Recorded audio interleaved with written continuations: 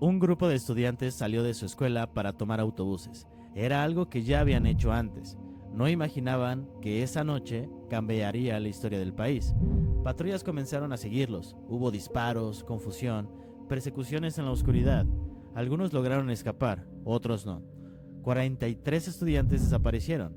Las autoridades presentaron una versión oficial. Dijeron que todo estaba aclarado, pero las investigaciones independientes comenzaron a encontrar contradicciones, errores, manipulación de evidencia, testimonios que no coincidían. Las familias no aceptaron la historia, marcharon, exigieron respuestas, y hasta hoy el caso sigue abierto, porque cuando 43 jóvenes desaparecen en una sola noche, no es solo un crimen, es una herida nacional. En un departamento de la colonia Narvarte, alguien tocó la puerta. Los dejaron pasar. Horas después, 5 personas estaban muertas. No fue un robo común. Las víctimas estaban atadas. Había señales de tortura. Entre ellas estaba un activista y fotoperiodista que había denunciado amenazas antes de huir de su estado. La escena fue brutal. El caso sacudió a la Ciudad de México. Las autoridades dijeron que todo se trataba de un asalto, pero muchas personas no lo creyeron. ¿Por qué había amenazas previas? ¿Por qué las irregularidades en la investigación? ¿Por qué tantas preguntas sin responder? 5 personas murieron en un solo apartamento, y hasta hoy el caso sigue generando dudas. ¿Por qué a veces el terror no está en lo desconocido? Está en lo que sí pasó. Una niña desaparece dentro de su propia casa. La buscan por todas partes. Revisan habitaciones, closets, baños. Entrevistan a los padres en televisión nacional. Dan declaraciones. Hablan de esperanza. Los noticieros transmiten desde afuera del domicilio durante días. La pregunta era simple: ¿cómo desaparece una niña sin que nadie vea nada? Pero lo más inquietante vino después, porque cuando finalmente apareció, estaba en el mismo lugar donde supuestamente ya habían buscado, en su propia habitación. El caso desató teorías, contradicciones y una investigación llena de errores. La versión oficial habló de un accidente, pero para muchos mexicanos la historia nunca terminó de cuadrar. Y hasta hoy el caso Paulette sigue siendo uno de los más polémicos del país. Durante años en la Ciudad de México, alguien tocaba la puerta de mujeres mayores. No forzaba cerraduras, no rompía ventanas. Las víctimas la dejaban entrar. Se presentaba como trabajadora social, decía que venía de parte del gobierno, sonreía, inspiraba confianza. Pero cuando la puerta se cerraba, todo cambiaba. Las estrangulaba, una tras otra. Las autoridades comenzaron a recibir reportes similares. Mujeres de la tercera edad encontradas sin vida en sus propias casas. La policía estaba convencida de algo. Buscaban a un hombre, un asesino fuerte, violento, posiblemente exconvicto, pero estaban equivocados. En 2006, después de una persecución en la colonia Moctezuma, fue detenida. El asesino no era un hombre, era una mujer, su nombre Juana Barraza, y durante años caminó por las calles de la ciudad sin que nadie imaginara quién era realmente. El cielo se empieza a oscurecer, los animales se callan, el viento cambia, el sol se está apagando. Para muchas culturas antiguas, en México, un eclipse no era un fenómeno astronómico, era una advertencia.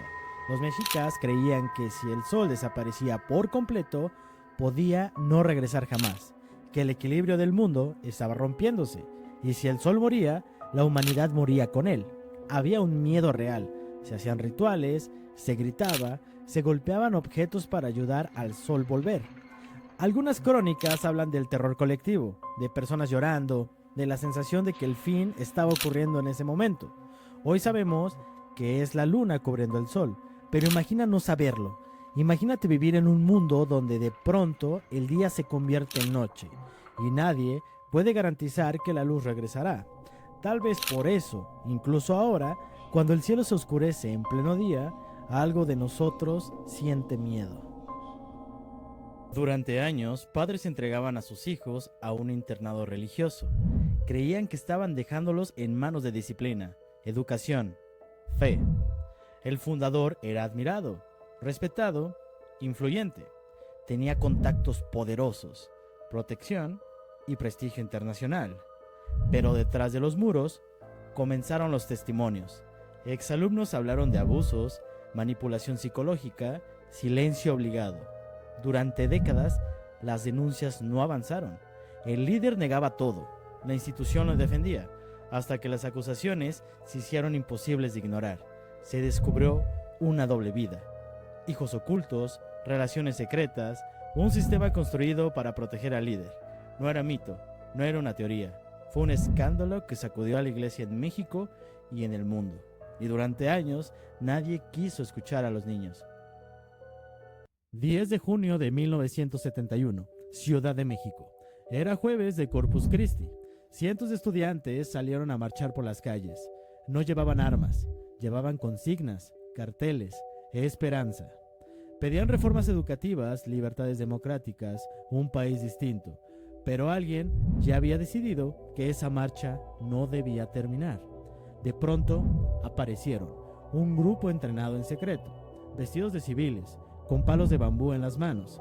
Se hacían llamar los halcones. Al principio golpeaban, después comenzaron los disparos. El caos se apoderó de la ciudad. Los estudiantes corrieron, se escondieron e intentaron refugiarse en casas y hospitales. Testigos aseguran que los agresores entraron incluso a centros médicos para rematar a los heridos. El gobierno declaró que fue un enfrentamiento que no tuvo responsabilidad, pero periodistas y cámaras captaron otra versión.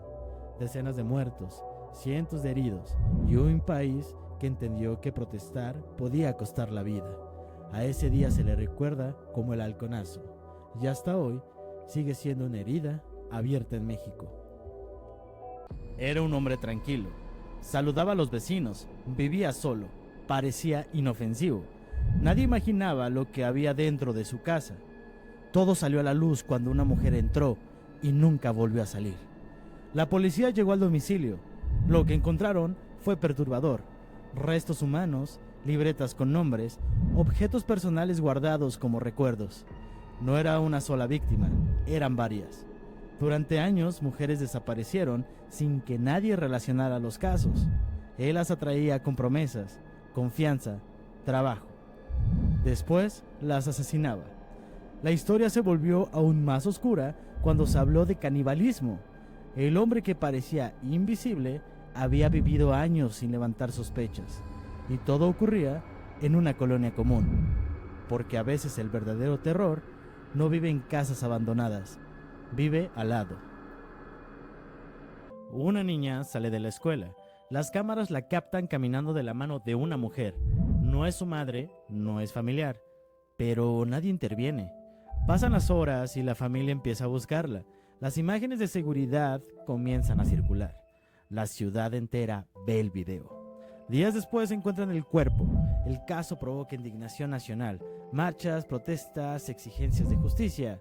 No fue en un lugar aislado, fue a plena luz del día, en una zona transitada.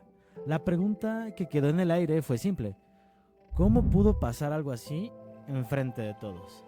El asesinato de Fátima Cecilia no solo fue un crimen, fue un reflejo de una realidad que muchos prefieren no mirar. Hay un lugar en México donde la brujería no se esconde, se practica abiertamente. Ese lugar es Catemaco. Durante décadas, este pequeño pueblo ha sido conocido como el corazón de la brujería en el país. Personas llegan desde distintos estados buscando soluciones que nadie más puede ofrecer. Amarres, protección, dinero, venganza. Los llamados brujos de Catemaco aseguran que sus rituales vienen de antiguas tradiciones indígenas mezcladas con creencias africanas y prácticas esotéricas que han pasado de generación en generación. Pero hay una noche en particular que muchos consideran la más inquietante: el primer viernes de marzo. Esa noche varios brujos realizan ceremonias especiales para cargar su poder durante el resto del año. Velas negras encendidas, círculos marcados en el suelo, oraciones que pocos entienden, y rituales que, según dicen, pueden cambiar el destino de una persona. Algunos aseguran que todo es tradición. Otros creen que en Catemaco se practican cosas mucho más oscuras, pero hay algo que nadie puede negar: Cada año, miles de personas siguen llegando a este lugar, buscando algo, aunque no estén seguros del precio que podrían tener que pagar.